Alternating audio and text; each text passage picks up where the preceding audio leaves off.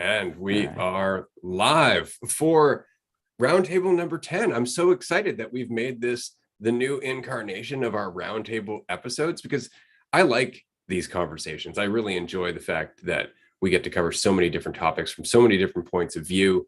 And now that it's something that's available for all of our tier 2 and tier 3 supporters to jump into and participate, I just think that these roundtables are going to be a lot more insightful and a lot more fluid, because we've always went out of our way to find two people to join us on the roundtable who were insightful and usually creators in one form or another. But we have a whole community of insightful people on Patreon. We have a whole community of brilliant, genius-minded people on Patreon and in our community. And so we figured, well, it seems kind of stupid to keep looking around when they're right in front of us. And so that's where this has come from. And we're very, very happy to be doing this. I have some things I want to gripe about, but I'll get to that later. I'm going to pass it over to Andrew first, and then we'll start seeing where this conversation goes.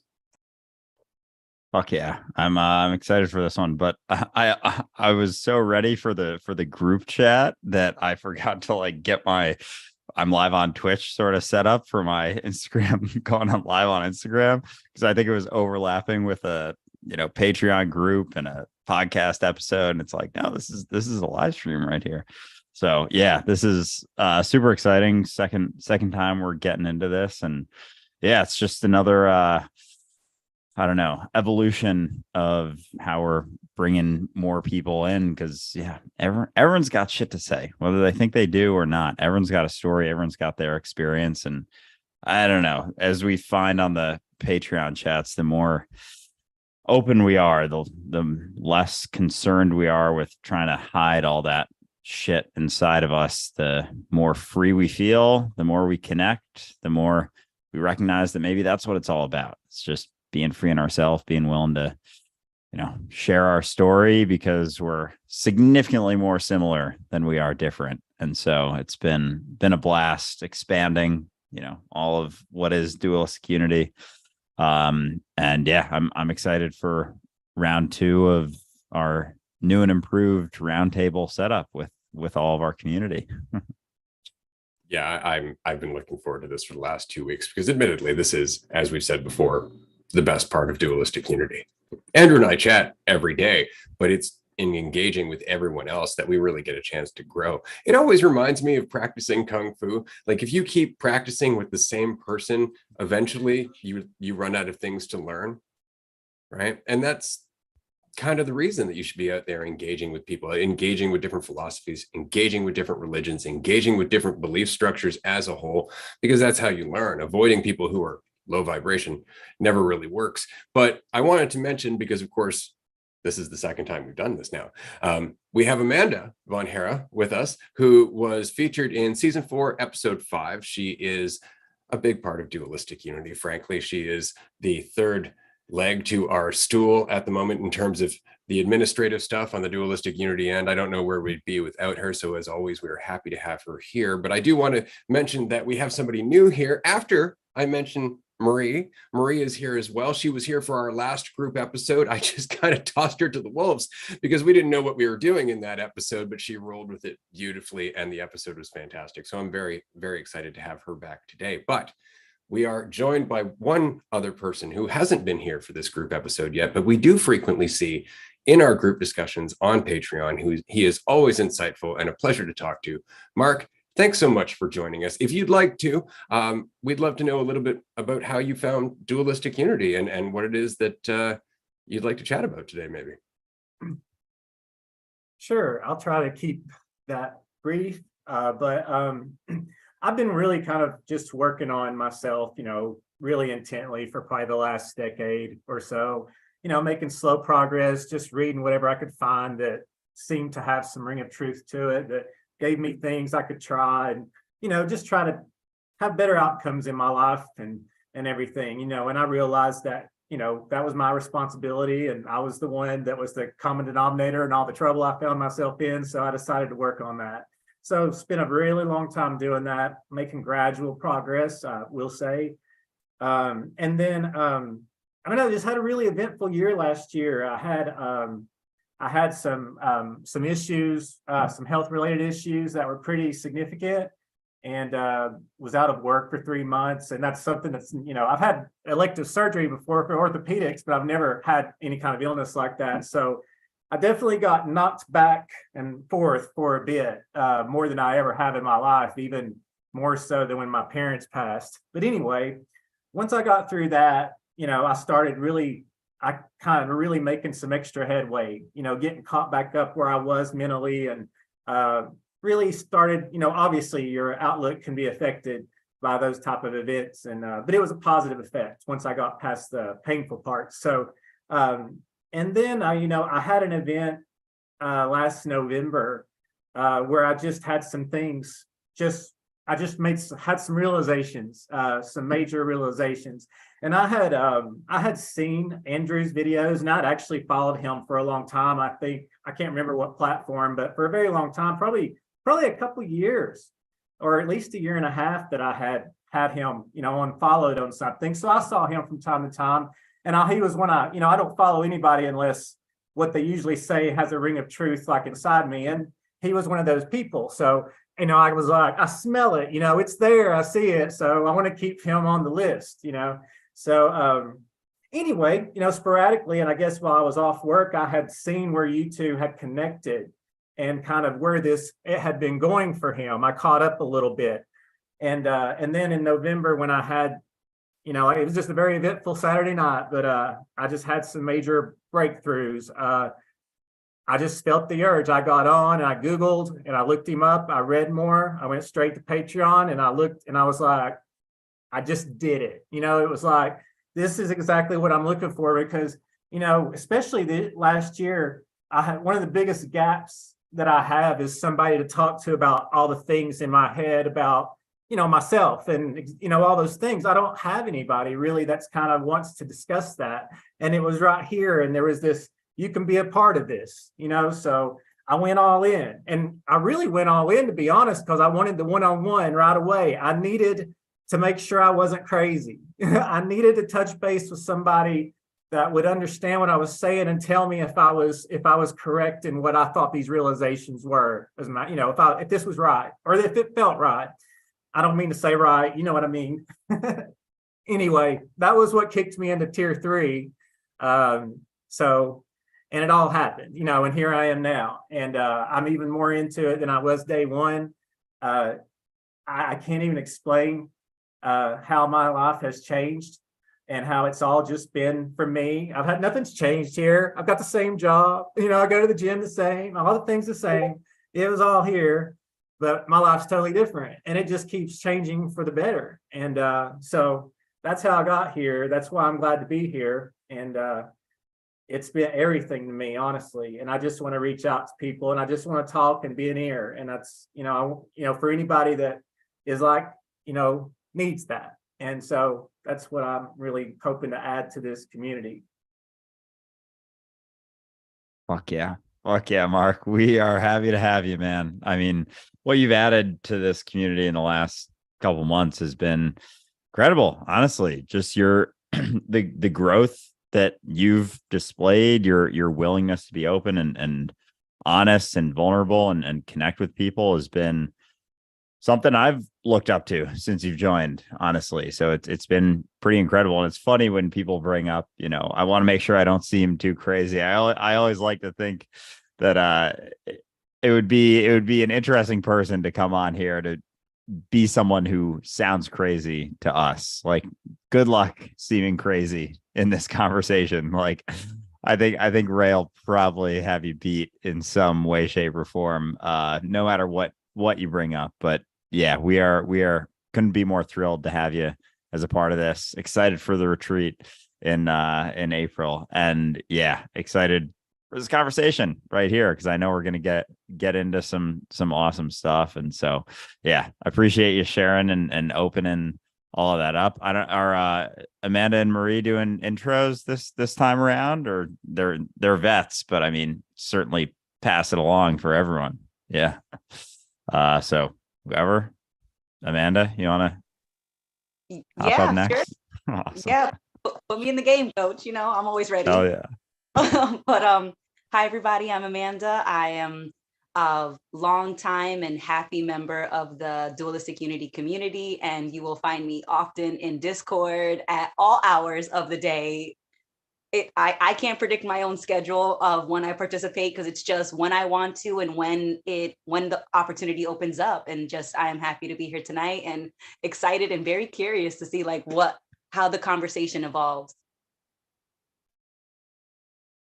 Awesome. I love having you here, Amanda, as always. And for those who don't know, Amanda is actually a veteran in this conversation, so much so that she was at the first retreat and will be at the next retreat and at the retreat after that. So do expect to run into Amanda if you come to a lot of our events, because as I mentioned, she is a fundamental part of everything that we're doing, and we're very grateful to have her here.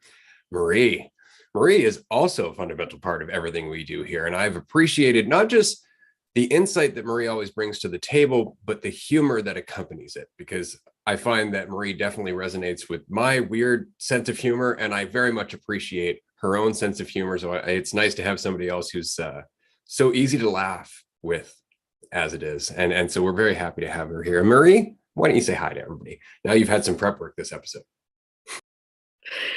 Oh man, thank you for that. I definitely love to laugh. You can always find me laughing because you can't take it seriously. It's really just, it's actually really funny a lot of times. So I'm happy to be here. I love being a part of this conversation. I love where it goes and who knows where it goes. Wow, it's a lot of rhyming.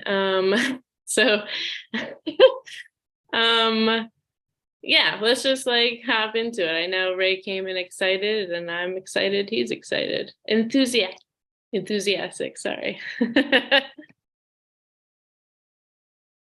Yes, I am, because I'm not frustrated, but mystified by this, because I've had a few people do this today. Oddly enough, I've had 3 different people comment today because I released a video. It's an older video, admittedly, about free will. It's kind of a joke, but it really was the result of a conversation I was having with somebody. And the conversation was, I don't think we have free will. I'd like to have a debate with you to prove that we don't. And my response was no, which I find really funny. Somebody commented, well, that's kind of rude. You're acting like an ass. But you see, to me, that gives that person a lot to chew on. How could I say no? And that's the point, because they've already decided that they've settled on an answer. That's why they want a debate, because that debate is going to validate them if they can prove that they're right. But then they're holding on to an answer, which stops their growth. So I prefer to just leave it open-ended. That's what makes sense to me. But it's consistently this non-duality crowd that has an issue with this concept of free will. And in that, I think that philosophy is really dangerous. And it's just because it is a philosophy. And I was told today by one of the fans of non-duality, that it's not a philosophy. It's too obvious to be a philosophy. It's like, if it's obvious, then you don't have to talk about it. Right? It's just moment to moment living, isn't it? And in that moment to moment living, are you saying that you're not doing something? That you're not in the driver's seat? Like when we remove the concept and we look at the reality of your experience, there's definitely a you. It may not be the you that you're thinking about. It may not be your concept of you, and it definitely isn't. We go through that. But it's still you, the experience of you. To deny the experience of you, it's questionable in the extreme, and one has to wonder why. And it's obviously because you, the experience of you, is the source of your pain and conflict. And so we're just trying to escape it entirely. No, everything's just a happening. And it's like, but it happens through you, as you, all the time. That's the whole point. It can't happen otherwise. The entire experience of experience is dependent on an observer, a you. And that's the reality as opposed to the philosophy. And that's unfortunately the reason that I was saying that this is concerning, is because if you're not responsible, if you have no free will, how can you empathize? If you're not having an experience, how can you empathize with others who are? If you're not responsible, you can do anything and just say it's happening. Well, then anybody can do anything. And this is why I always get the urge in having this conversation to wish I was there to just smack them. It's like, why'd you do that? I didn't. Nobody was smacked. Do you see how it doesn't make sense? It doesn't make sense from an experiential point of view. It sounds great. Don't get me wrong. It's a philosophy, but the experience you're having is as somebody smacking you in the face. And if it's just happening, you won't mind if I do it again, right? Because you're not responsible. You have no free will.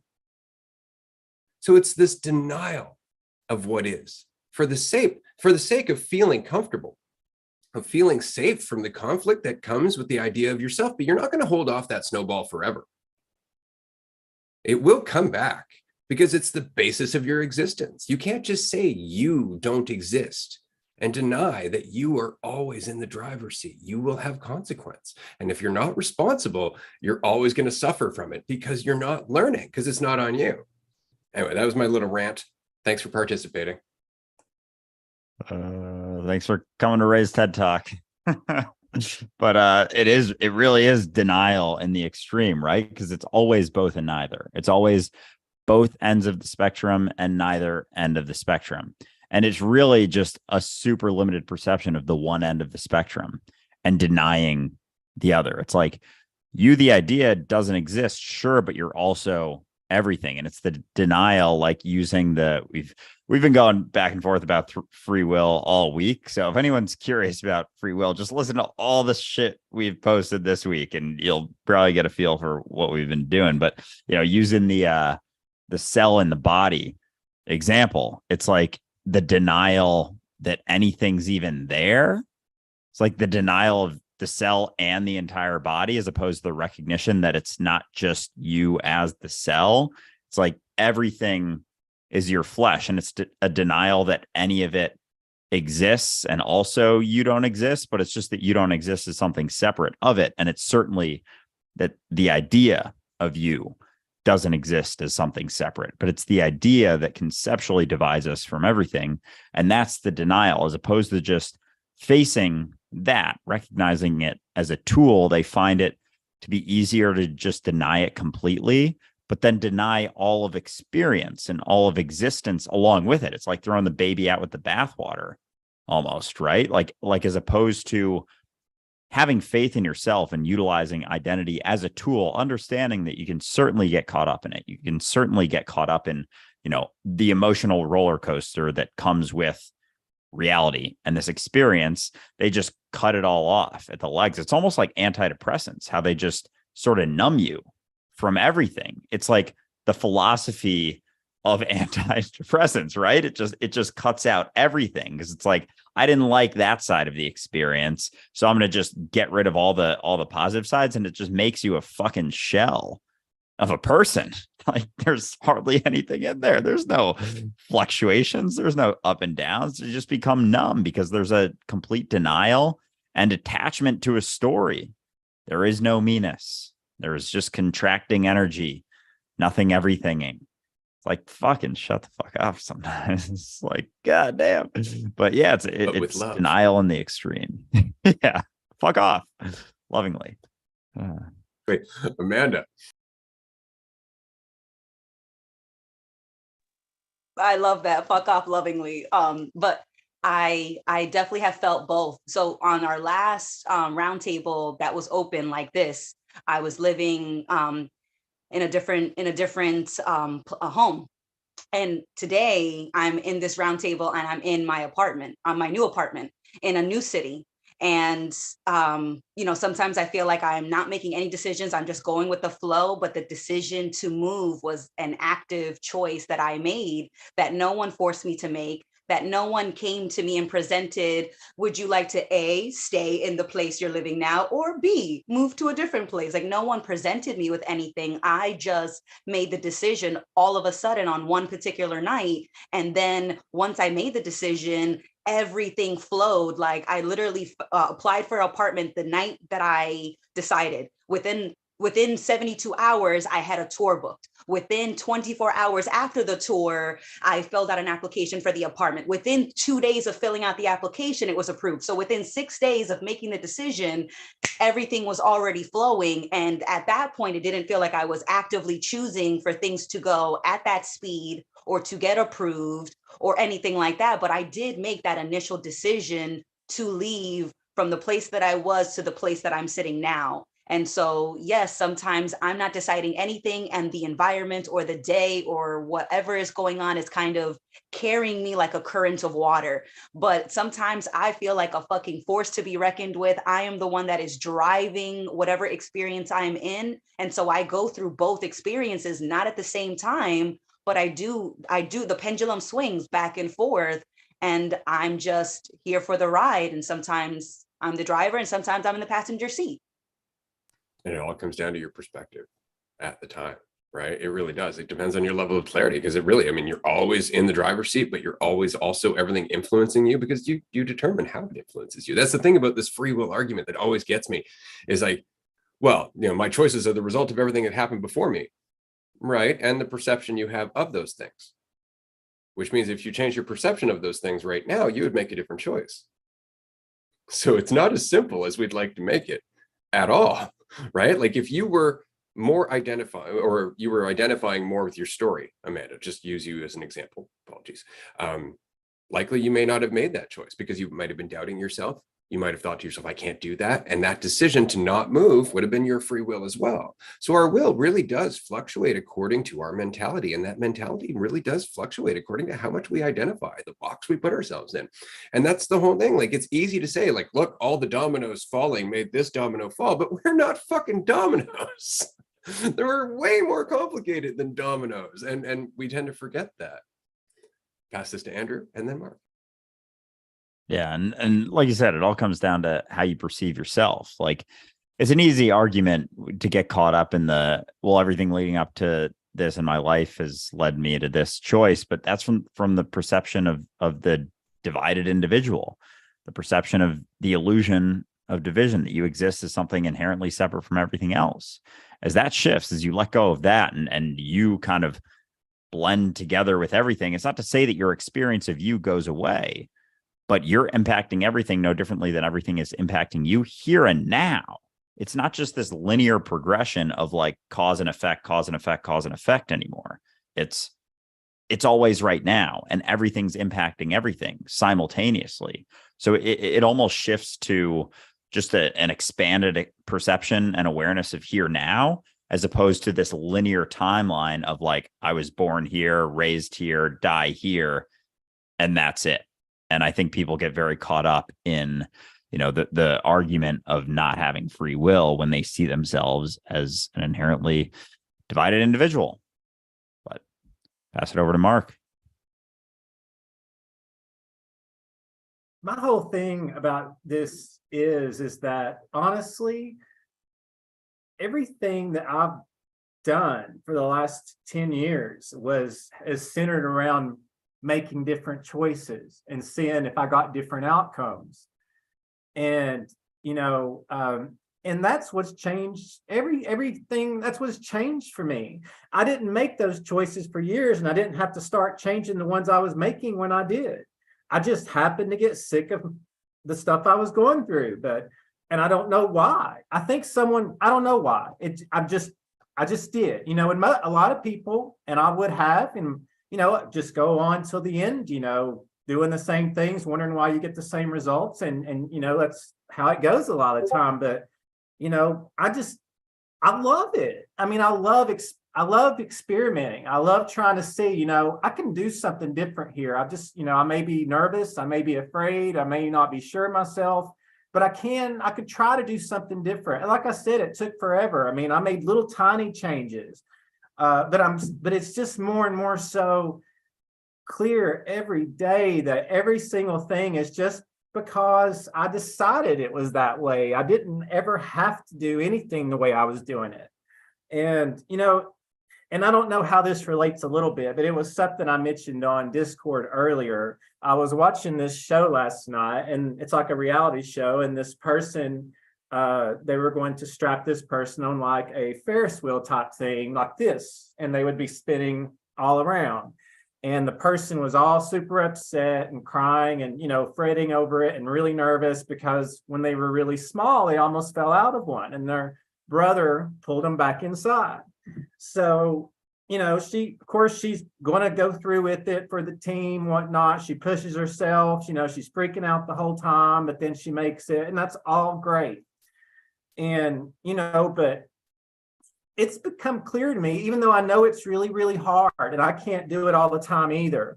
But really, there was no connection between whatever happened in the past that doesn't exist anymore and that event and that her right now, that situation. The only thing connecting those two was her in here.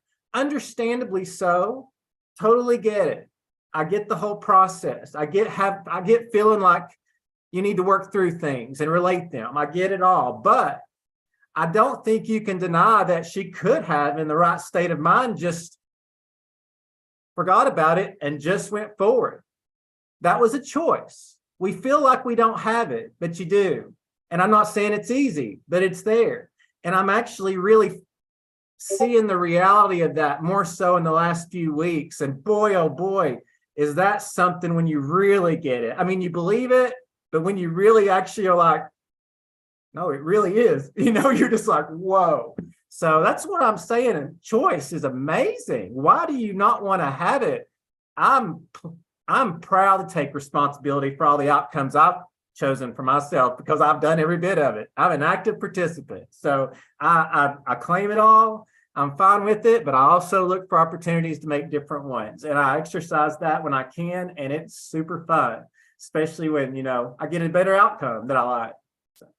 That's it. It becomes a dance, right? And that's it once you're in it, but it's practice. It's practice of making a choice and not defining yourself by that choice. Just continuous choosing, continuous being, whatever it is that you're doing. It's always, you know, just you being it. You are will, as it were. And I love what you were saying there in terms of, I just wanted to see something else, because we just recorded a review of Groundhog Day this morning, and the ultimate insight in that movie, if you were trapped repeating the same day over and over and over again, is eventually things would start to repeat.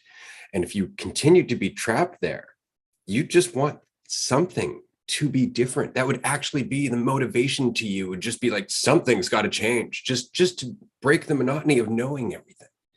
And we forget that. We forget that the part of life that's so enjoyable is not knowing, is about the change, the uncertainty, the actual digging into the experience. And so it's so very interesting, right? But I just wanted to mention that because it kind of ties into a comment that was left in our comment section right now about, why do we set goals, right? If we're not trying to achieve an end result, why do we set goals? Why do you go for a walk, right? And I know some people are like, to lose weight, to get to this place, but that's not really the point. The point is, if you had nothing to do and you weren't trying to lose weight or anything like that, you would likely still go for a walk at some point, because the alternative is sitting on your ass all the time, and that gets boring, right? So why? You could say, well, because I'm bored. Okay. Or because you've been doing the same thing this whole time. So for change, that's why we do it, because we are change. That's really it. It's not about the end result. It's about the journey. It's about the step you're on, even. Because that journey can change direction at any point. And if you get caught up on the end result, you're usually doing so because it means something to you, and then it's almost impossible to change because you have so much invested in it. And that's the problem. I'm going to pass it to Amanda before too much time passes, because I know she was thinking about something that Mark said. Spot on. Definitely. My theory, Mark, is that people don't want the choice because they want someone to blame if the choice leads to an experience that is unpleasant or that they don't like. And it's just, if I didn't choose it, then it's not my fault. It's not my responsibility. And it's like, but even if you make the wrong choice, it still leads you to an experience that has a lesson or something to enjoy, or leads to another opportunity. Like, there is no wrong choice, no right choice. It's just choices, and you live through them. So just choose what you want and then see what happens. And then you'll recognize patterns, or you embrace the uncertainty. But ultimately, my theory is just that people don't want free will because then it's all on them. And they don't like the weight of it all being on them. But I'm like, you know what? I'd rather it be all on me than to have some external presence or entity or something that's not me that's picking for me. That sounds way scarier than me making the quote unquote wrong choice that's going to lead to something that might be considered unpleasant. And half the things I thought were unpleasant in retrospect are some of the greatest things that I would never get rid of if I had to relive this life and remake those quote unquote bad choices.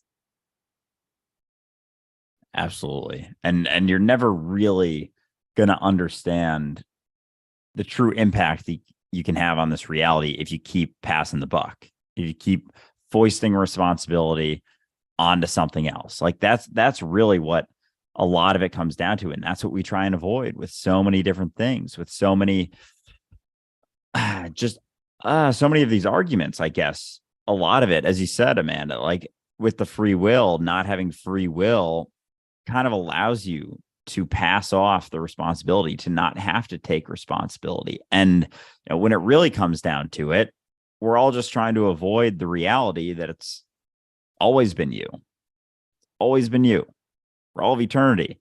And so we're doing a lot of different things to try and avoid that recognition, not the least of which being just passing responsibility onto something else. Like deep down, like, I don't know, do all of us know that it's all me? Makes me wonder, but is it not just another iteration of something that's causing us to be able to avoid that?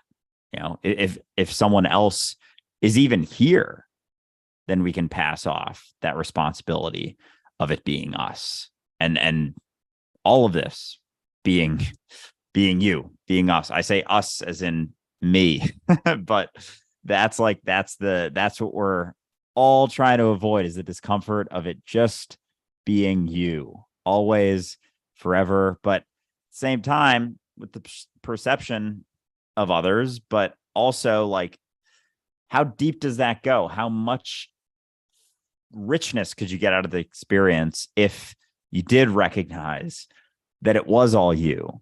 And we're all just trying to avoid it, and we don't even really know what we're avoiding because we aren't even willing to look at it, but we just want to avoid it because as soon as we get a little glimpse, it gets uncomfortable enough that we're like, it couldn't just be me.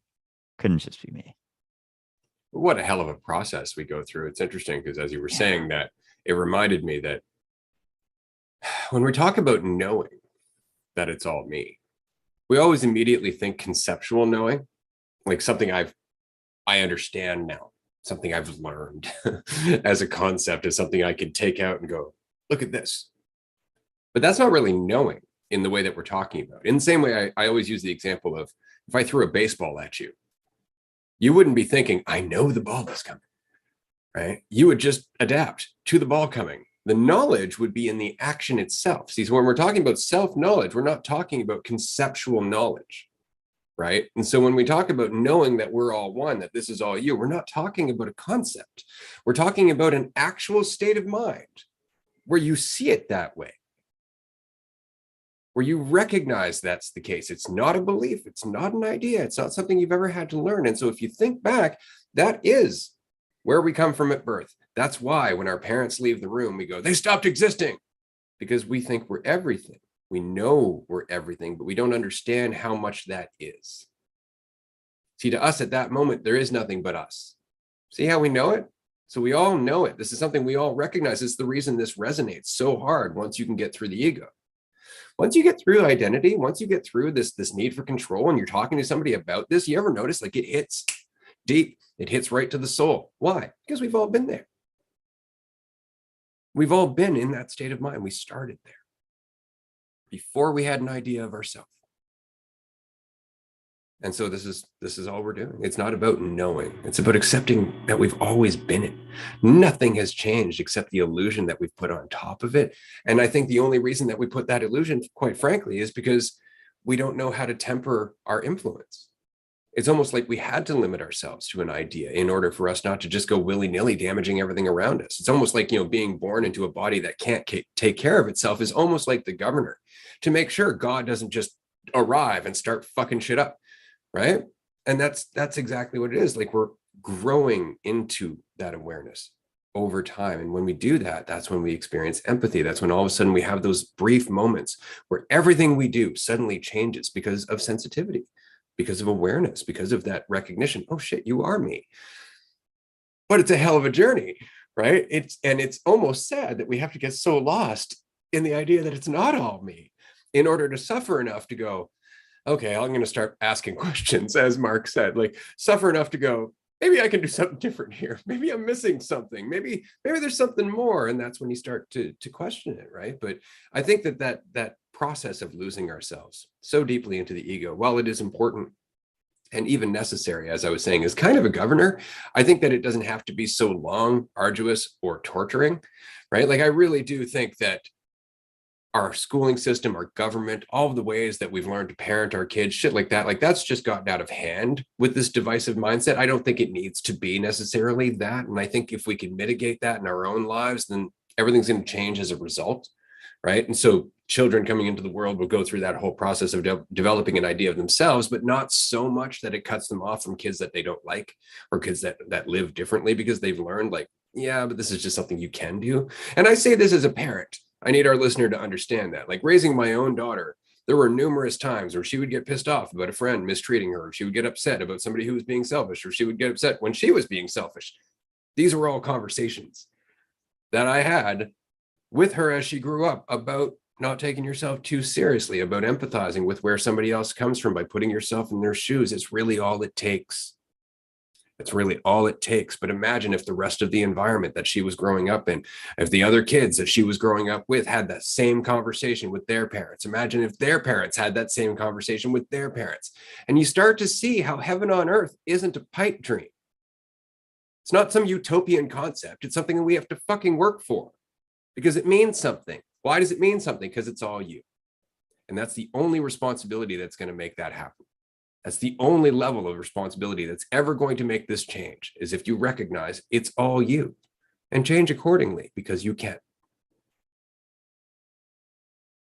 Yeah, recognizing the necessity of identity and going through that. Because if we were all just like came out of the womb, like being God, recognizing it fully, recognizing our full potential, it would wreak havoc because we would have no sensitivity. It would be fucking nuts. But at the same time, it's like, all right, I think we've done enough to dispel that, like babies coming. It's like we don't have to worry about it. We beat them into submission pretty good with the whole identity thing, and you're divided and everyone's separate from you.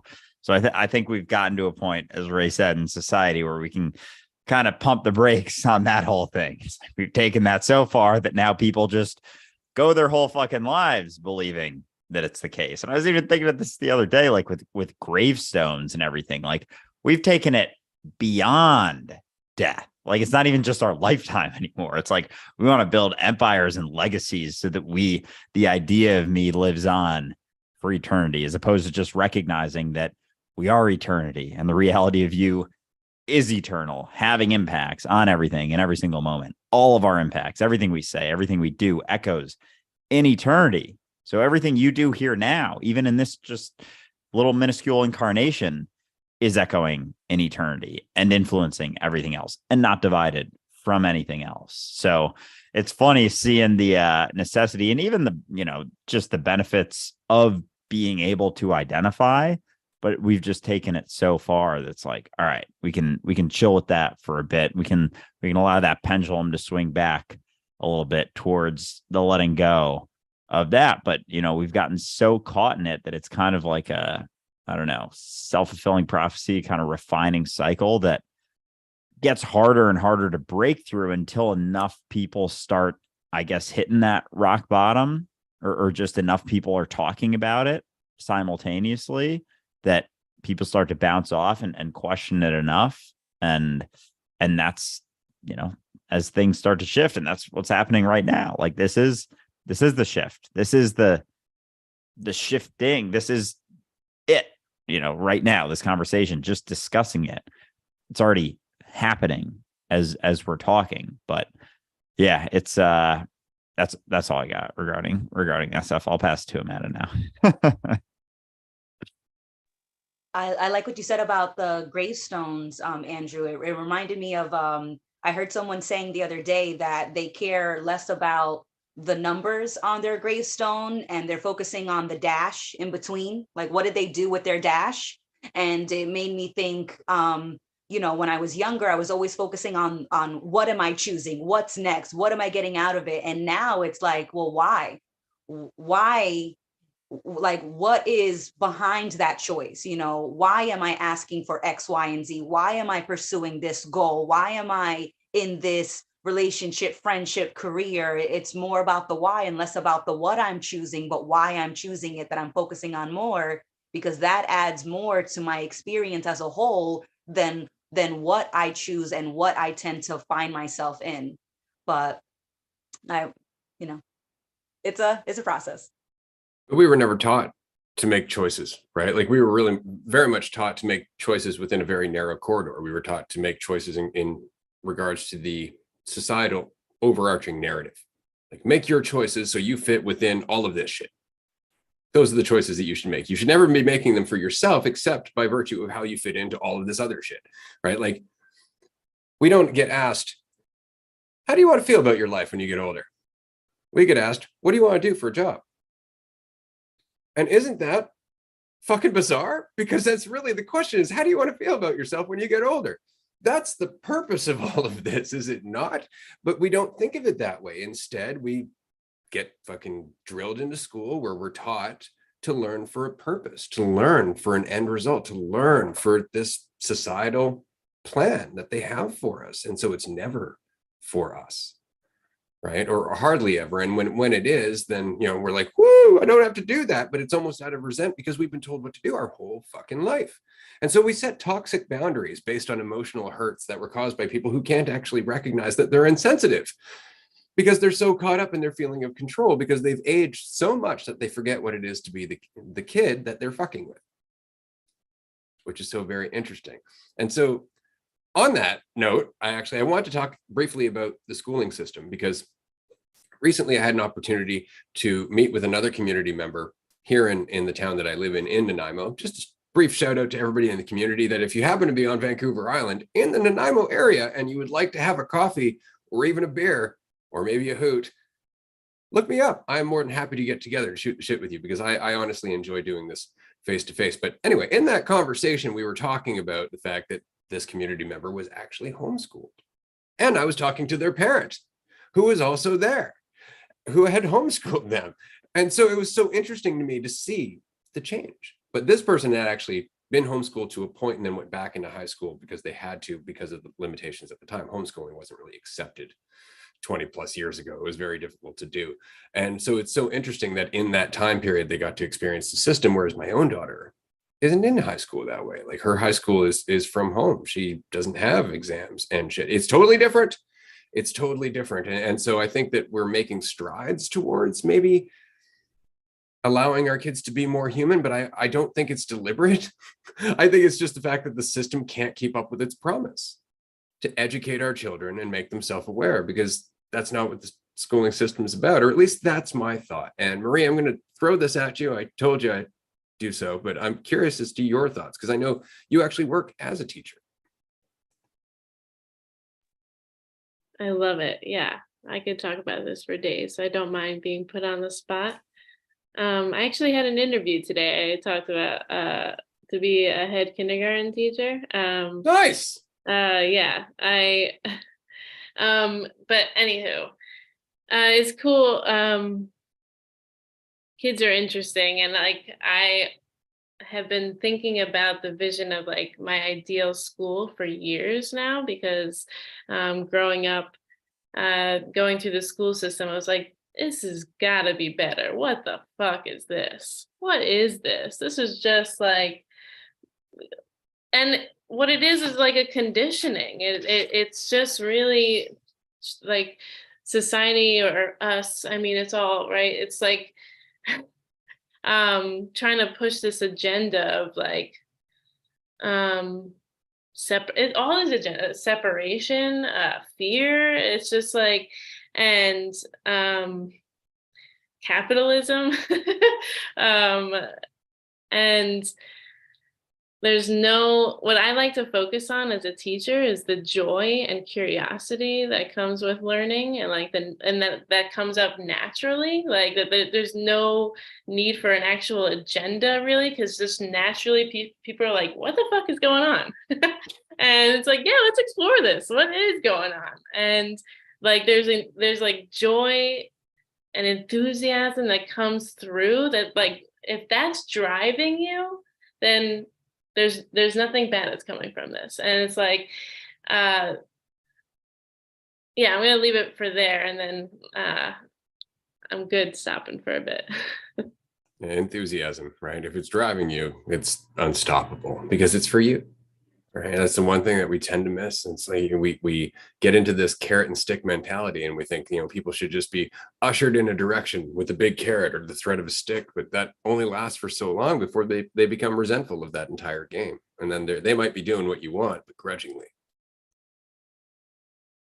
Yeah, it is very interesting, but it makes sense when you recognize that you mentioned with capitalism and just the system and all that stuff, that school really is just a training ground for worker bees, basically. Like I'm pretty sure Rockefeller said that. Someone said that. Some old white dude said that at some point, that it really is to create workers for the system.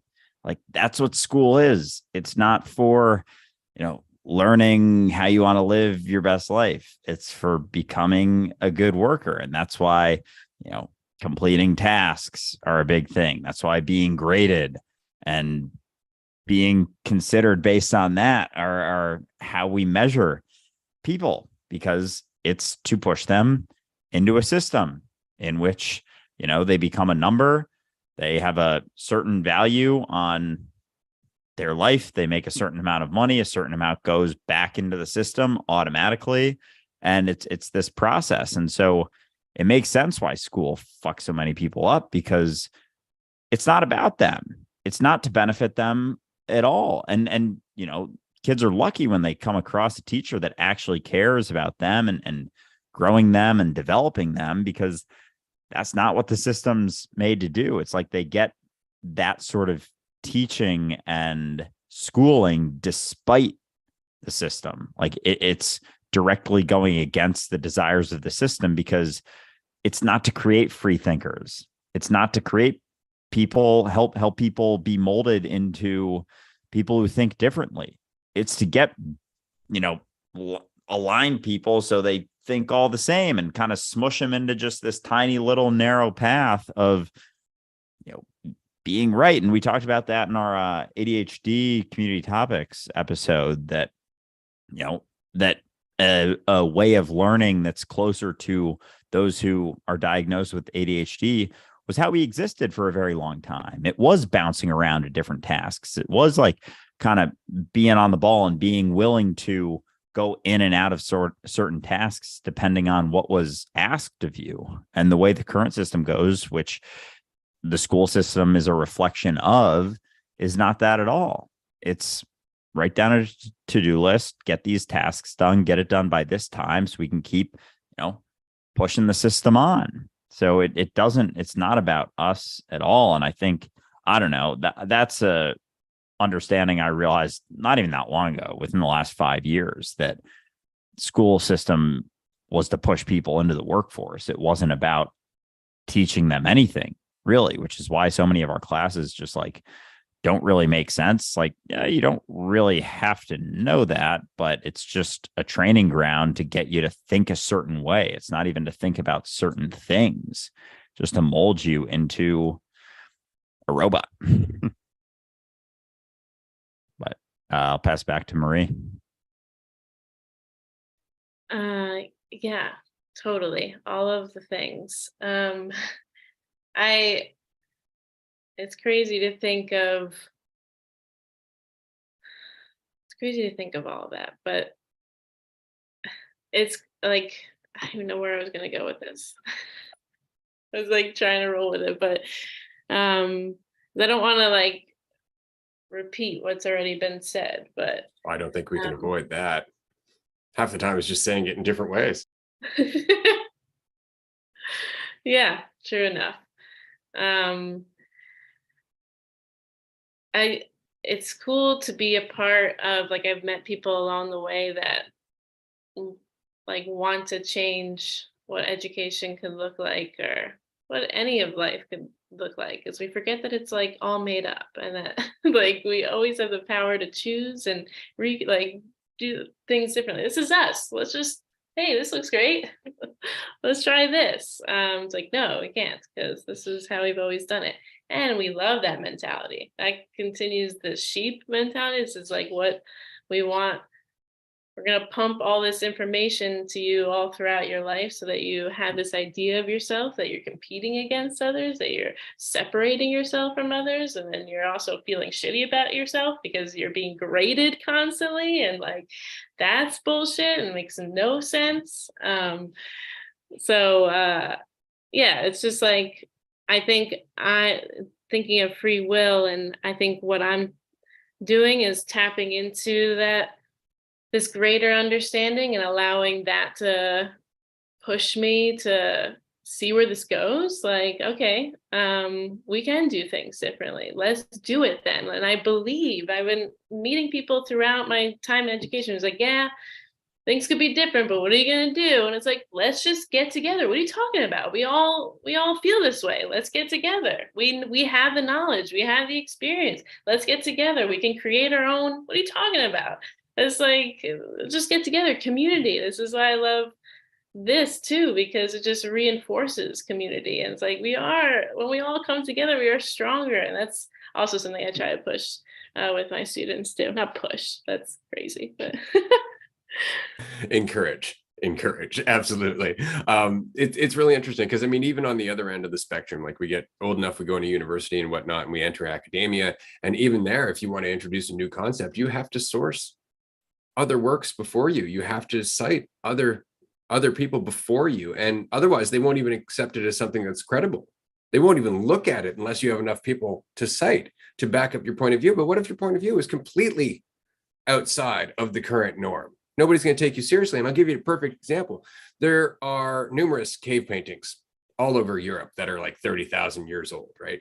And on these paintings of animals and whatnot, there are these dots beside them.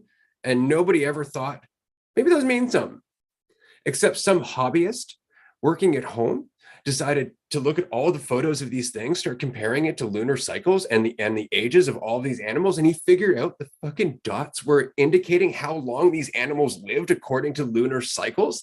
And so that's what they were doing, but nobody had ever considered that. And had he just tried to go into school to prove it, they wouldn't have taken him seriously. He had to go out of his way to find one person who actually was willing to look at it, who was in academia, and now they're taking it seriously. But can you imagine how much of our intellect and our imagination and our genius we are squandering simply because we're limiting everybody in terms of what they can do and how they can express it and how they can share it and how we can grow from that? And it's not to say that, peer review doesn't have its value, but it certainly has its limitations too. It's just very safe.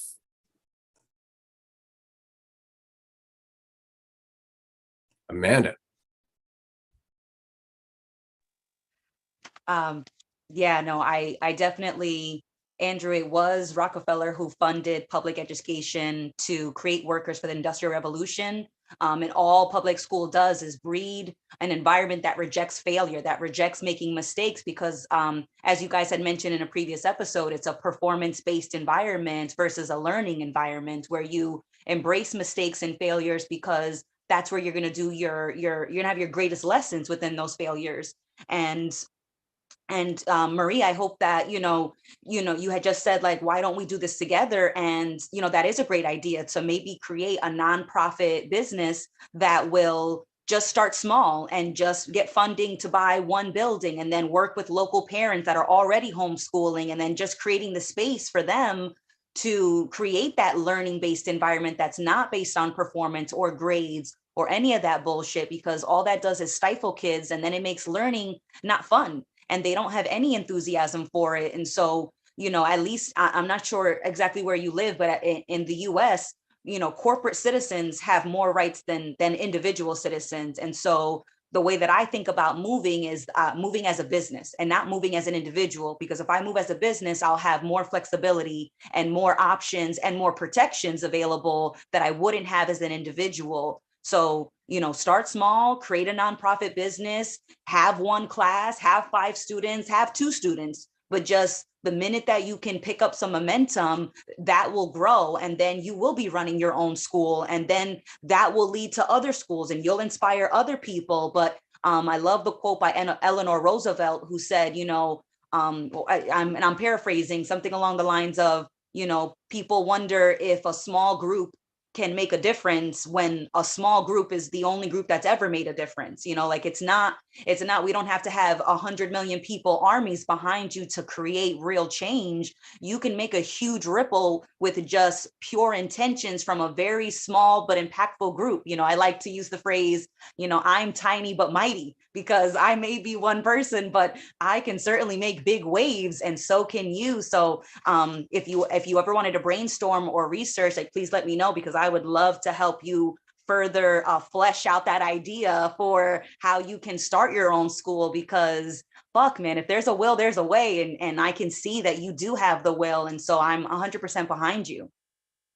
And that right there, everyone, is why Amanda is such a fundamental part of Dualistic Unity, because she shares our lofty ambitions without a ceiling. And that's exactly what this is all about, because why the hell not?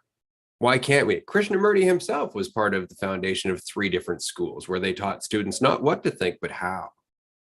So what's to say that we can't do the same, working together with the right intention, based on a mentality of just openness and vulnerability? Why can't we? Aside from the fact that we keep either focusing on ourselves because we're terrified based on the fiction that we can keep convincing ourselves is true, or we just keep telling ourselves we can't.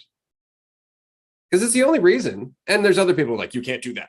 Watch me, right? That's the whole point. Watch me. It's going to happen. You can't deny it forever, because I have the same ability that you do, and I'm far more fucking stubborn, right? And that's just something to keep in mind. Like I was saying to Andrew, people don't happen to me. I happen to people.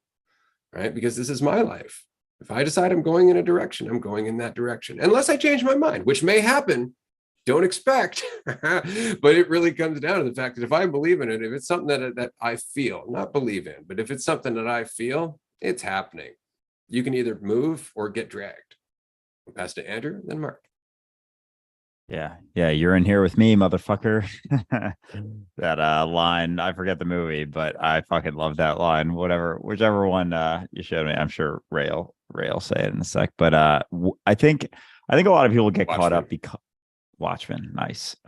We get caught up in pitting ourselves against the system. Like a lot of what we've said so far could be seen as like being super anti-system and all of that. And like, as much as I am, and as much as I recognize how fucked and distorted the mentality is, I think there's an extent that people go where it's like you're either in it and accepting of it, or you're like anti it and you feel like you have to fight it.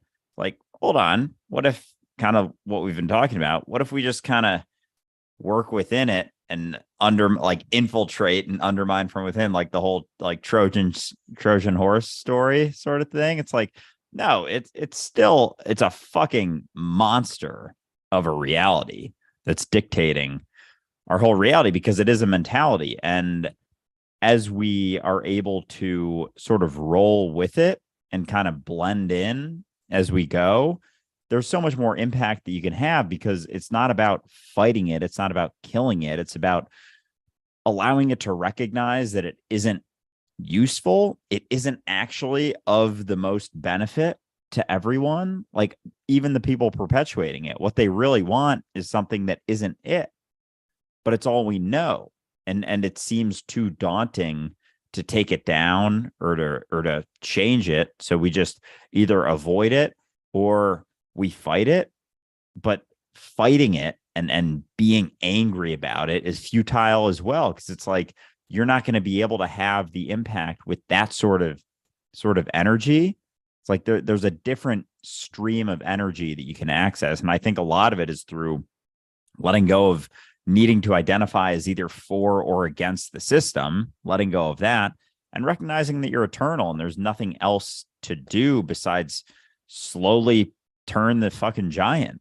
It's not about doing it. We don't need it to be completely different in our lifetime. We don't need it to be flipped on our head in this incarnation's lifetime. Recognizing that you're not what you think has a lot of depth, and you can kind of see what the best strategy for it is, as opposed to getting so lost in your emotions and desires and preferences and anger and whatnot, that you don't really act in the most efficient way.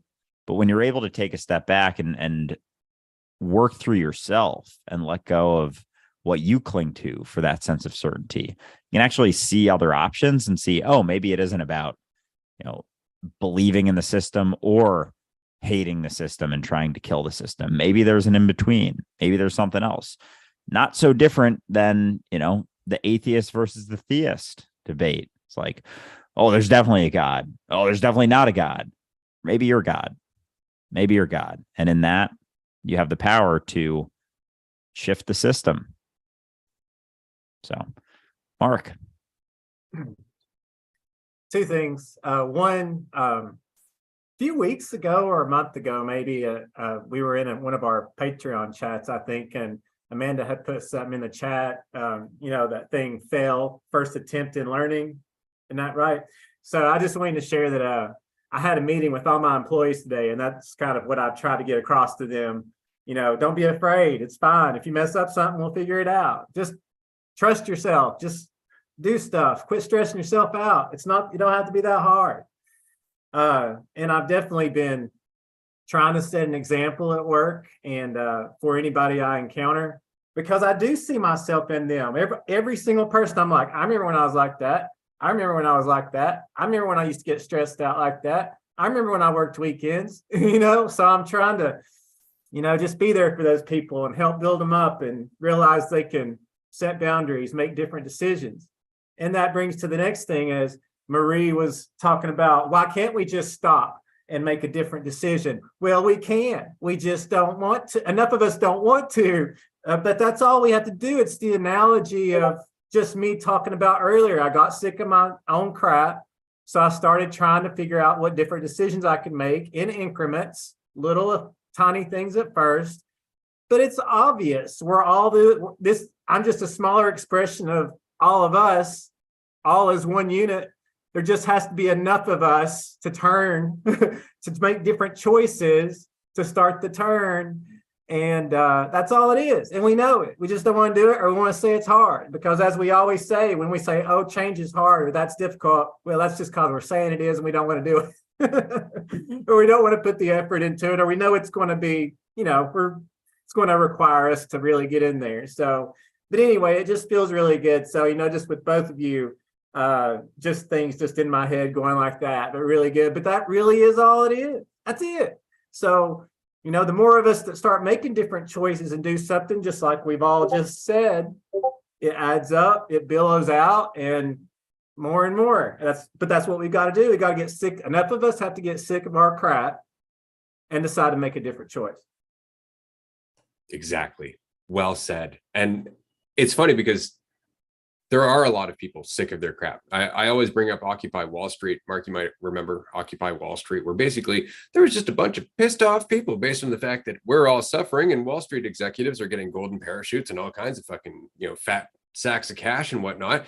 And it just didn't feel right to a bunch of fucking people. And so they went and they occupied Wall Street. And it was a great movement in that there was this overarching, something is wrong. And then they're like, but what? And that's where it died, because all of a sudden they had to narrow it down to a single problem, not we're sick. How are you sick? Does it matter? We're sick. Let's treat that. Let's like take that seriously. That's really the whole fucking point. But it's because we didn't have the mentality to recognize what the option was. Everybody kept trying to come up with like, how do you want the system to change? How do you want the system to change? How do you want the system to change? It's like, nah, it's us. We have to change. The system that arises from that is organic and comes from our mentality. But in order for us to do that, we actually have to look at everything we've been doing, and just as Mark said, say, yeah, it's enough. Not just little changes, but the acceptance that this whole game is fucked. We need to start over. And in starting over, it comes down to us. It really does. And somebody was asking, what would be your ideal society? I don't know, because I don't want any single person to run it. It shouldn't be any single person's vision of what a functional society would be. But I would say that since it is such a question, it should never be one It should never be one person's vision of society. It should never be even a small group's vision of society. Society, all of us, are very diverse. And we don't live everywhere at once. We live with our neighbors and our community. That community should be dictating its own way of life. And it's not like we don't have the capacity to do that. We can work with our neighbors. We can work with people across the world while having our own local government that actually represents the people, because it's of the people, not just in name, where you have to wear a little flag that says, look, I support this country and all that shit. But you actually know that person because they're part of your community and they're arguing merits that mean something to them, not just towing the party line. That's it. It's just this overarching mentality of control. As long as we're participating in it, you will always end up with the urge for a global government. You will always end up with the urge for more capitalism and more control and more money and more. You'll always just continue to participate in the same mentality. It's like any addiction. You have to recognize you have a problem and then stop, right? You can't stop before you recognize that there is in fact a problem. Andrew and then Marie. Yeah. Let's get there first. How about everyone recognizes that they're not separate, they're not divided, that this is one organism experiencing itself. And then I think the perfect system, the natural system will arise from that, but it's not from this deciding upon it. It's not this, but that's all we know. We know, make a decision and then see how it plays out. It's like, what if it just arises through us and through a shift in mentality, a shift in how we live, a shift in how we see each other?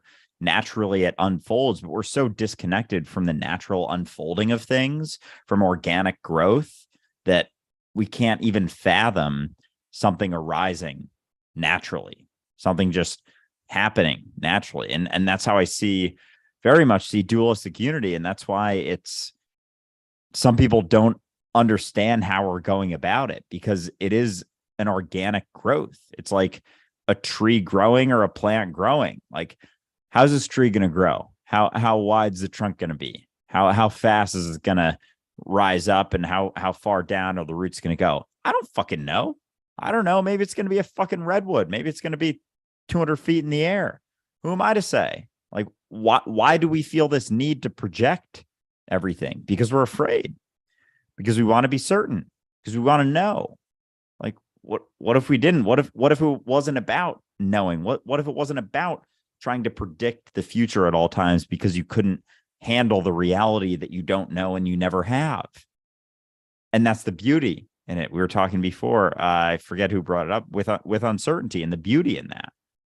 That's a big part of Groundhog Day is everything becomes so certain that he knows everything. He knows everything that's always going to happen. It becomes a hell. And all he wants is something different. So things start to shift towards the end, and like, oh, is this good or bad for you? It's like, well, it's different, therefore it's good. And when you see the prison of certainty and the reality of what that extreme of certainty actually looks like, that thing we're all desiring all the time, you recognize how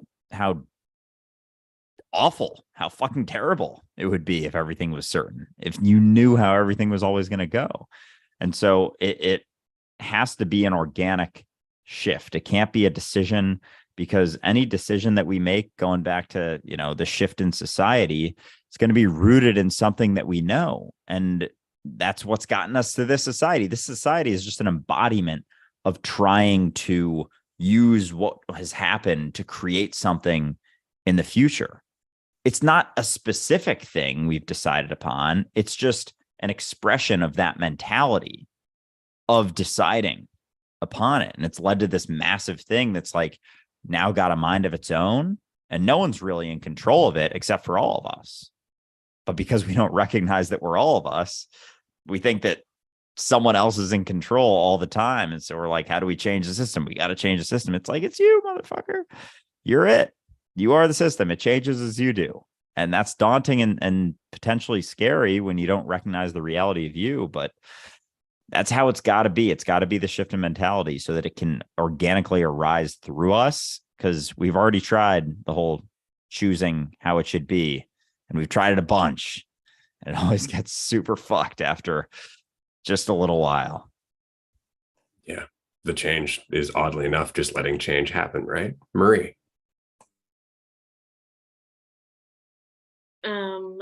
I thought of, we talked about you, I think somebody mentioned like a problem or like the problem. And like I feel like the problem is all summed up to this. No, but like the problem is the idea or people believing in the idea that they're separate. So it's like once you, and then when you believe that you're separate, that's like the desire, like you were saying, Ray, of like this world government, or the desire of I want more, I need more because I'm not satisfied in what I know. But then they but then they don't, they seek through things or and put value in that. And it's like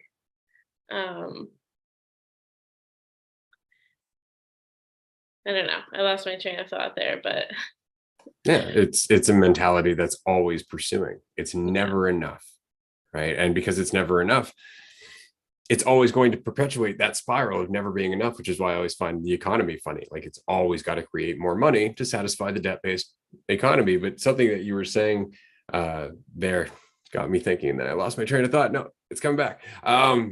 That often our mentality is almost like we're running from the past, right? Like we look back at when we used to live off the land and go, oh, but those are like the caveman days. We don't want to go back there. But it's like, maybe we do. Maybe there's something there that was actually beneficial, that we've gotten so caught up in this mentality of progress based on our, our sense of lack and identity and all that other shit, that it's like we're running away from a place that we should still be building from, that we should have never really left in terms of a natural mentality that's part of the world. Instead, we're caught up in civilization, which isn't organic. It's not natural. It's based on things like social norms and concepts.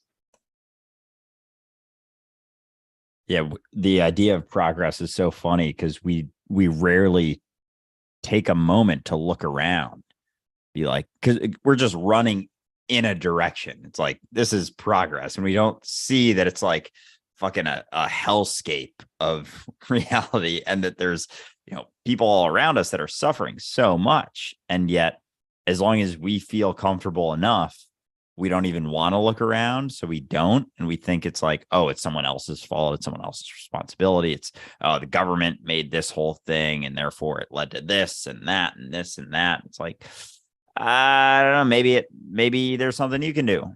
Maybe there is a little bit that you can do, but we're so focused on this idea of progress, like we rarely pause and wonder, are we going in the right direction though?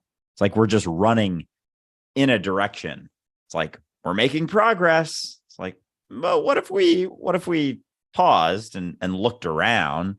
Like maybe we could go in a different direction of progress. Maybe progress isn't always more and technological advancements. Maybe it's a decent existence for all of us. Ever thought of that as progress? But we're so focused on these very narrow, limited ideas of progress that we've gotten used to, and so we have all of these very egotistical people who are made a bunch of money and creating companies, and they're just focused on a very specific type of progress. And I feel like so much of it is technological progress, and we just see that as like peak society. How technologically advanced can we be? And so we're just ignoring everything else. Like there's so many different facets of the pie of potential progress, and we're like, yeah, that one sounds good because that's going to make my life easier. It's like it's just a little sliver in the pie, as opposed to looking at all of them and being like, maybe we could spend a couple hundred years on this one because we've been neglecting that one for a very long time. But that one doesn't make us as comfortable, and it really does come back to us, I guess, like our comfort and our but also, with the idea of ourself, with the, religious mentality and the divisive mentality, we never feel like we're enough in that. It's like a hungry beast that's never full. And so then we can't look around because we never feel fulfilled. So we never have an overflowing cup.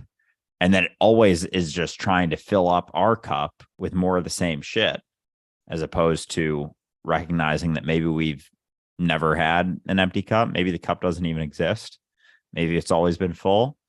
But yeah, until we see that, until we become comfortable in that and just recognize that, which is, what we're talking about all the time, I don't know, that line of progress is probably just going to keep going for a while in the way that it is. Yeah, exactly. We got onto the idea of change and progress here, and somebody was actually mentioning that the central banks are the problem, and I wanted to talk about that because it's actually kind of an interesting conversation in regards to change. And it's the same thing, right? Like, the central banks aren't the problem. The fact that we keep believing in them is. The fact that we keep turning to money and using that, and the fact that we don't think that there's an alternative, that's really the only problem. And the fact is that you can go out and trade with neighbors right now. You can go out and meet people who are growing their own greens at home, who are, making their own furniture, who are refurbishing things. There's things that you can do in terms of trading your time and your attention and everything else. The only thing is that how do you justify that when you have to pay your bills and nobody's willing to let you pay your rent with sweat equity, right? It's very difficult. And so you have to work, you have to play in the game, you have to participate in the monetary system. So if it's not just a matter of not using the money, then it's a matter of not believing in the system that uses that money, which means empathizing with people. It actually means connecting with that community that I just talked about, actually maintaining the connection to people because you've surrendered your identity so you can empathize and actually get along with people without needing an ulterior motive. And in that connection, in that community, you will start to find more opportunities to trade. You might find more opportunities for alternative means of supporting yourself in one way or many ways. But it really does come down to the connection first. Like, you can't say, well, we got to get rid of the money system, then we're all going to get along. That's obviously not true. That's obviously not true because we've not always had money and we still didn't get along. And why didn't we get along? Because we were egotistical. That's where money came from. Right? It came from us and our need to evaluate and our need to accumulate and our need to do it. Make sure I got mine, Jack. Like, that's the whole point. And without that, it wouldn't be here. So the problem isn't the money, right? It's like in the Bible, the quote isn't money is the root of all evil. It's the love of money that's the root of all evil. Yeah. And talking about money and whatnot, like I'm a big fan of Bitcoin, and that's pretty much it. Not cryptocurrency, just Bitcoin. But at the same time, I recognize that while it maybe is a better money than what we have right now with fiat currency and all the crazy shit going on with all of that, it's still humans using it.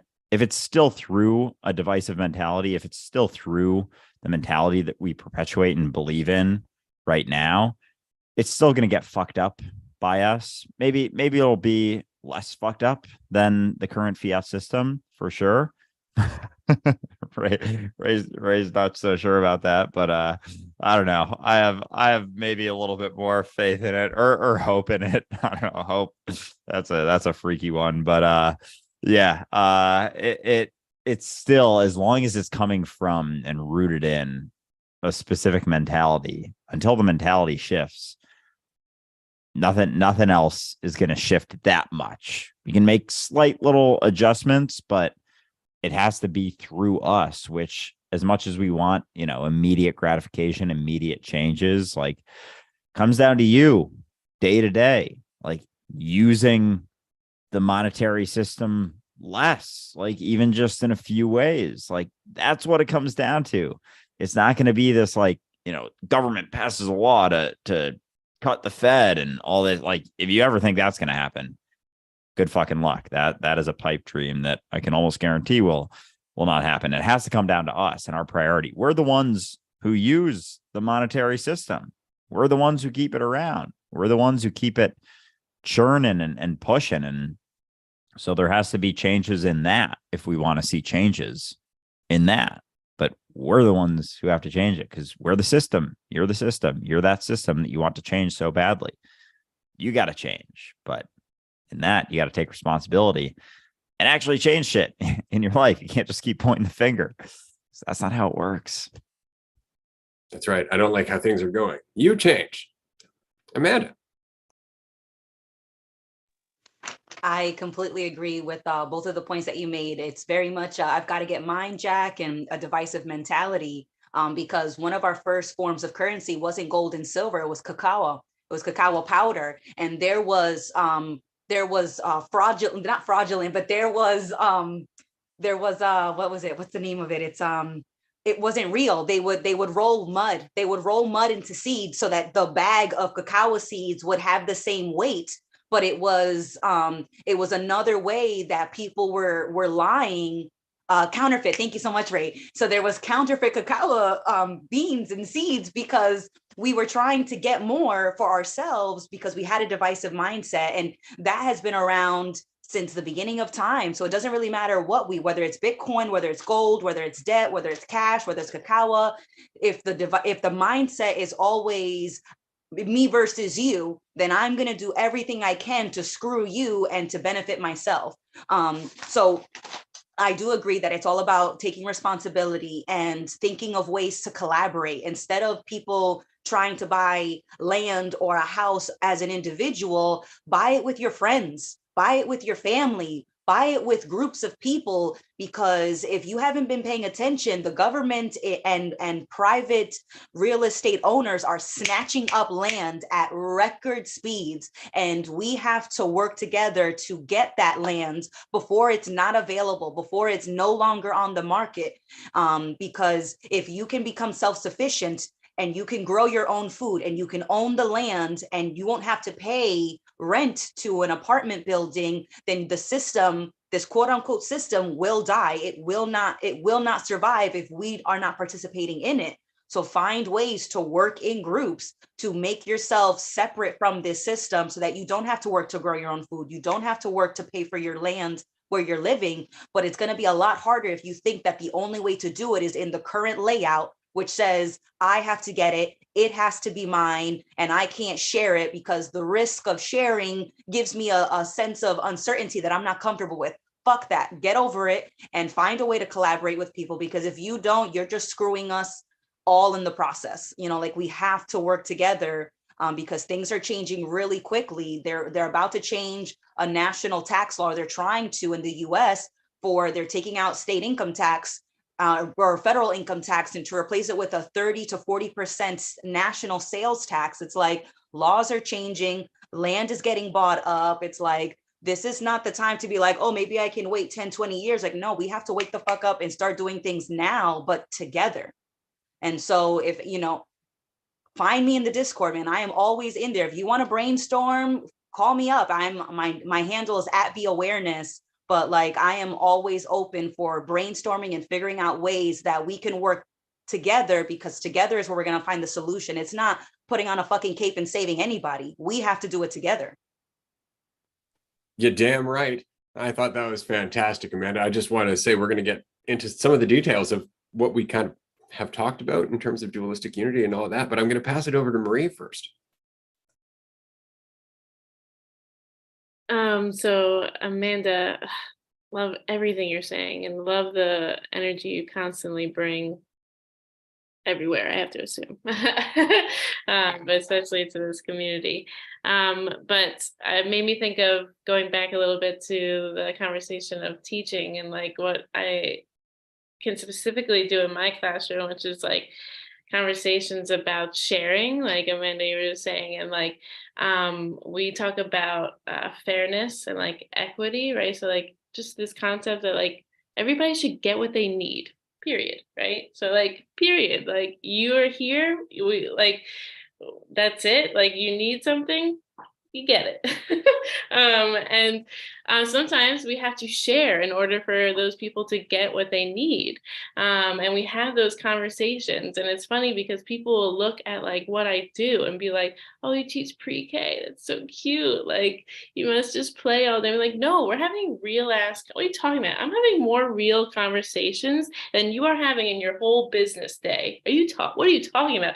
We are asking questions. We are learning about like, do you, but I'm just gonna get wrapped up there. But it's funny because then then it ties to like empathy and like recognizing you want to give what people need because you empathize, you see them as a part of you, and there's no need to separate yourself and be mine. No, giving is to like receive. It's the same thing. You're like if you're giving to others and like that, then that reinforces the community, like that we are together. And so it's just like cool stuff. I appreciate you all. It's really cool. Likewise.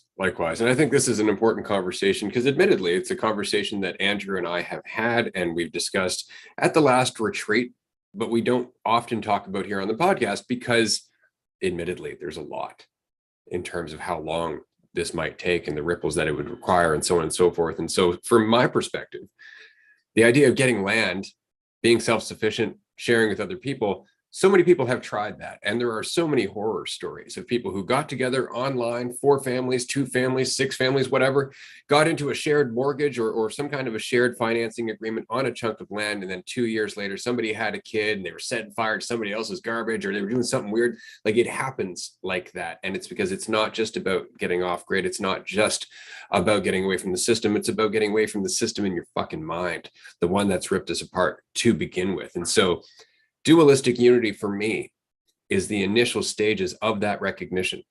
Dualistic unity in terms of the conversation, this discussion, the growth of this community is what's necessary before we ever get to that land. Because unless we can get past our shit, we're going to rip each other apart. It's just going to repeat again. So this is, I guess, the first step in terms of what I think is necessary to eventually go in that direction. But understand, and again, Andrew and I have kind of talked about this with Amanda, as you can tell, there are things to consider. Like, for example, the rising tax rate and so on and so forth. The fact that humans are treated differently than corporations, right? And again, the mentality. So for us, creating dualistic unity will eventually lead to more retreats, will eventually lead to more live events where we can meet more and more people and bring all of you together. See, it's not even about meeting us so much as giving all of you an opportunity to meet each other, because in that you can coordinate, you can network, you can brainstorm, you can imagine shit and imagine what might come out of that. But for my part, I envision dualistic unity eventually getting to a point where it does purchase land. And you'll notice I said dualistic unity there, because to me, this is its own entity. Andrew and I just need what we need to survive and move through our lives and all of that other fun stuff. But the growth of this entity is really the growth of this discussion. And eventually we're going to need places to have this discussion full time. We're going to need land with houses on it and things that we can do to sustain ourselves.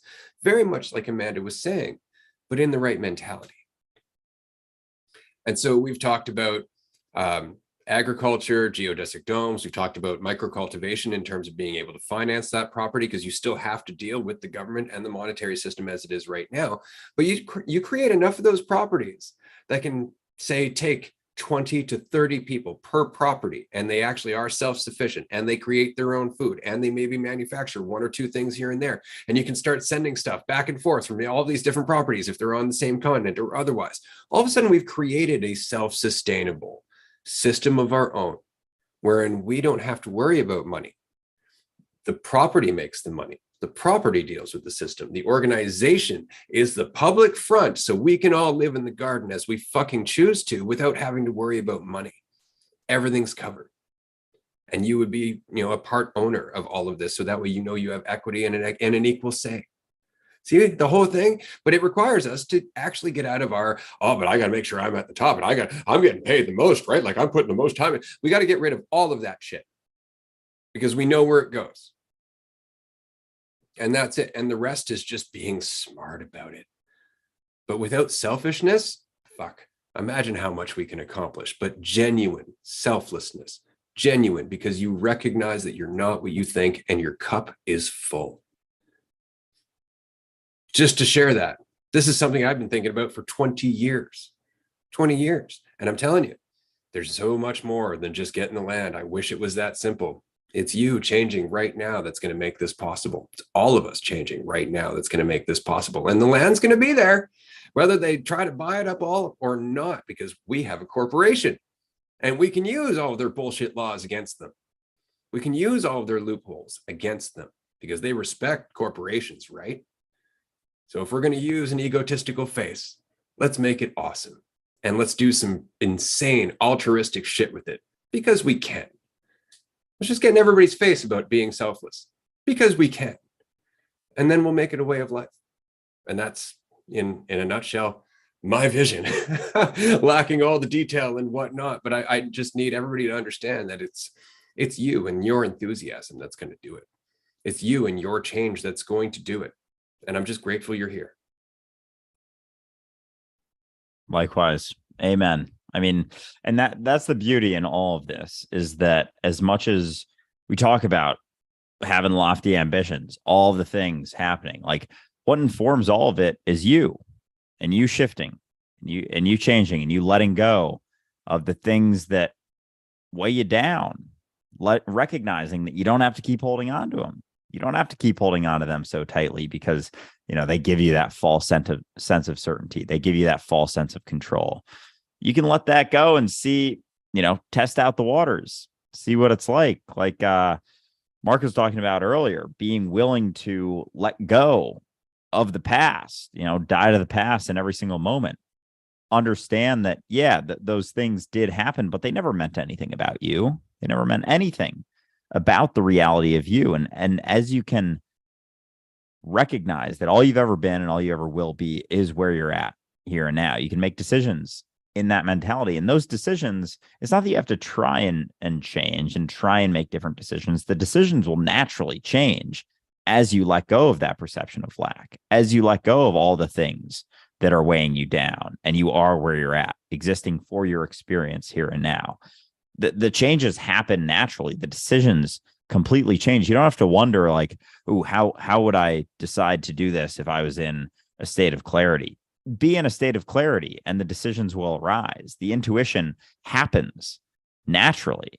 It has its own voice, own feeling, own goals and thoughts, and everything about it just changes. You don't have to worry about what it's going to be like when you get there. Just get there and everything else informs that. But with all of these things, with Dualistic Unity growing, this conversation shifting and changing, you don't have to get too worked up about trying to do too much. A lot of times when things start happening, we get very excited and we're like, I have to go fucking tell everyone and yell from the rooftops and change the fucking world. And it's like, just change you. Just work on you. Just let go of you, or recognize that there was never anything you had to change. Let's start there. Let go of that idea that there is anything wrong with you. If there's anything you've ever had to change, and relax into the reality of what you are and live in that and be okay with that. That's really what it comes down to, is a lack of resistance to the reality of you, to what you are. And through that, see what happens. Try it out for a little while. Try it out for an hour. Imagine that there was actually nothing wrong with you. There's nothing you ever had to change. Just see how it goes. See what you see, and allow that to inform the rest of your life. Funny, there's a great song by A Perfect Circle. It's called The Noose. And in that song, it says, recall the deeds as if they're all someone else's atrocious story. Now you stand reborn before us all. So glad to see you well. And that's very much it, right? Like, look at the story that you've lived and just remember, it's not you. It never defined you. And now you're free and you can do what you want with it. It's a great song. It's called The Noose by A Perfect Circle. Mark. Yeah, just I may have had the idea flight thing go. Oh no. I think I'm good. Oh yeah. So, I noticed even more, and I've mentioned this a couple of times lately. If you think that examining the future or and examining everything from the past is going to help you make the best decision right now. I mean, I'm learning more and more myself that if I'm thinking about those things, I'm not taking in everything I need to be taking in right now to make the best decision. You know, I'm just going on all this faulty information and projections based on, you know, the past, based on what I've seen before, the future. I don't know anything about it. I'm making that stuff up. Anyway, I don't have, you know, but still, I mean, you don't have your focus on right now if you're carried away in your thoughts somewhere else, future, past, or whatever it is. I'm learning that myself. I'm having to be really careful nowadays about giving my thoughts too much attention. I have to, you know, because you know, I've mentioned I have to really, and I'm really actively listening to people now, because if I get caught up in my thoughts, I've recognized that I lose everything they're saying. So all these years, I've just been getting a little tiny bit of information that I should have been getting. So it's like, yeah, it's just going along with what Andrew was saying. I mean, if you're going to make the best decisions, or most, you know, if you want to get the most information that you can to make your next choice, whatever it may be, then that's all right now. That's where it's at. Nothing else is going to help you. You need your attention fully focused on what's right in front of you, so you can take it all in and move forward that way. Yeah, as we said previously in a conversation, and Andrew reiterated it, and I'm like, that was good. And then he's like, you kind of said that. I'm like, oh, it was, it's not how long we live, but how much we live, right? It really just comes down to how deep in the moment we really are all the time. And that changes everything, but that hasn't been our focus as a collective, even as individuals, right? Because it takes a certain level of responsibility. And that's what all of this comes back to. So we are in the last 8 or 9 minutes of this roundtable episode. I'm going to pass it to Andrew here shortly, but I just want to say, fucking A, this was great. This is the perfect transition to a new roundtable routine. I'm really looking forward to doing this again next time. If anybody would like to join us for the next roundtable, it will be 2 weeks from now on every second Tuesday at 6 p.m. Eastern time. You can join us, just be a tier 2 or a tier 3 patron. And the sign up form is usually posted the day before we do the episode, because of course it is an additional sign up form. You do have to agree that we're going to make this into an episode, and you can't ask us to edit you out, because that's a lot of work for me and I don't want to. And I like keeping everything in these episodes. Like we clip up the classic episodes here and there, but with the raw episodes, I really enjoy that everything's just on the table. There's no right or wrong way to do it. Get what you're saying, remember what you're saying. Doesn't fucking matter. It's all, we're all here just chatting. There's no right or wrong way to have the conversation. And that's the beauty of it. And I think there's a freedom in that, and in a willingness to make zero fucking sense whatsoever and just keep going. You're like, someone's going to resonate. That's the thing too, is have faith, have faith in us. We'll probably be able to hear what you're saying. It's funny when we're on, these are essentially Patreon calls just made public, but when we're on the Patreon calls and someone's like, I don't know if this is going to make any sense. I don't know if that made any sense. Like, fucking try us. Come on, have some faith. I bet we'll follow. I bet we'll hear you.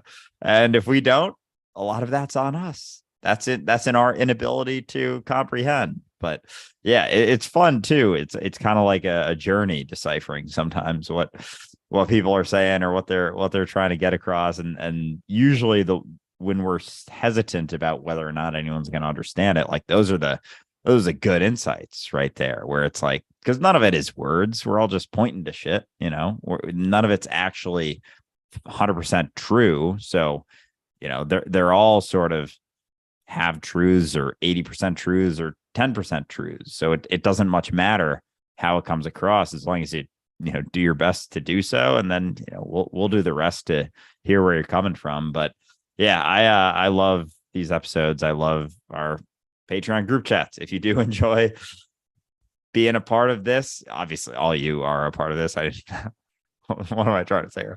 If you enjoy listening to this, or think you would enjoy being involved in this conversation, this is what our Patreon calls are like. It's just a back and forth. Sometimes, we get a little bit deeper into people are a little more willing to share some of their personal experiences, because there are private groups. They're not published as episodes like these are, but they're always a blast. Patreon calls, these calls are my favorite parts to the week. So I appreciate all of you, especially you three, very much. Mark, Amanda, and Marie, for being a part of this. Love you all very much, and really enjoy that you're all a part of this conversation, because you bring a lot to the table and to this community. It's always a blast chatting with you. Yeah, likewise. This is probably, like I said earlier, the best part of my week. Honestly, these discussions, connecting with everybody, hearing how you're doing. I did want to say something to anybody who is watching. If you would like to join this particular conversation, and by that I mean the public roundtable, it really helps to remember that there's no pressure there. There have been numerous times just today where I totally forgot what I was going to say. And I just passed it off to someone else. And then they started talking and went, aha, and something else came up. And that's okay, because there is no goal to this episode. We didn't go into the episode saying, okay, Mark, Amanda, Marie, we're going to cover this topic today. Try and stay on it. We didn't say that. We didn't even have a topic. We never do. I came in with a bit of a gripe. I started ranting and we went from there. And that is pretty much every roundtable episode. The fact that you're here is enough. You have something to say something. If you don't have something to say, that's okay too. If you don't remember what you want to say, that's all right too. If you go off on a tangent and forget what you were talking about halfway through, awesome. We might pull something out of it, because what Andrew was just saying is absolutely true. We are genuinely interested. You see, that's the whole point. It really isn't about the words you use or how you bring it across. It's about the fact that we care. We want to hear you. We want to understand you. We want to get insights from our conversation and our relationship with you. And that's on us. So with that intention in mind, you have nothing to fear. You have nothing to worry about. We love you just as you are. Just be here with us. And between all of us, we'll figure out what the fuck is going on. Or we won't, and we'll just talk about not knowing what the fuck is going on, which is just as good, as long as we're in it together. On that note, I think we're going to wrap up our roundtable here. Andrew, unless you have anything you'd like to say, I think that's Andrew indicating that he doesn't have anything he'd like to add. I got nothing to add. I said my piece. I'm ready for Patreon to continue the conversation for another hour and a half, because this is a lot of fun. And thank you all very much for joining us. Yeah, this has been a blast. And just one last announcement. Of course, I did say that we're going to be doing these every 2 weeks. We are also going to be doing a live call-in show every alternate Tuesday. So next Tuesday, regardless if you're a Patreon supporter or not, there is going to be a link that you can click to agree to the terms to be on our show. And then you'll get about 10, 15 minutes to discuss whatever it is you want to discuss with us live in front of everybody. You can just participate in the comments if you'd like to as well, but you can call in and actually talk to us, whether you're a supporter or not. Likewise, every Wednesday at 6 p.m. Eastern time, we do a free group via Zoom that you can join. That is, again, not public. The video after the fact is only posted on Patreon. So you're welcome to join us and just see what it's like. And we'll be doing that Wednesday, tomorrow, 6 p.m. Eastern time. So you can find the details at dualisticunity.com in the free events section. That's it for today, everyone. Thanks so much for joining us, and we will see you next time. Bye, everyone.